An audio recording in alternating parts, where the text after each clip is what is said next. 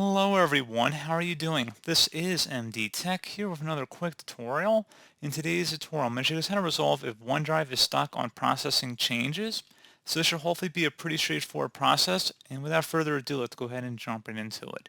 So first thing I recommend doing would be to turning your proxy settings off if applicable. So if you're using a proxy server to connect to the internet, I'd recommend turning that off.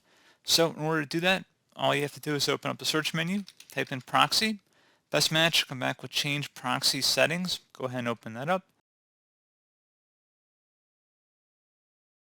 And then underneath manual proxy setup versus use a proxy server, let's say it was turned on here. You just want to go ahead and toggle it to the off position, and then you would select save, and then make sure automatically the text settings was toggled to the on position as you see it on my screen.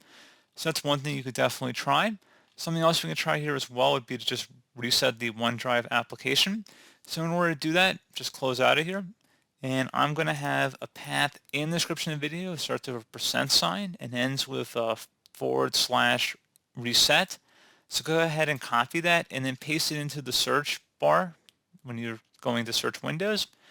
And you're going to go ahead and left click on Run Command. And that should reset the OneDrive application, and then you just would sign in with your email address. And that should hopefully be about it. So pretty straightforward process, guys. Do hope that I was able to help you out, and I do look forward to catching you all in the next tutorial. Goodbye.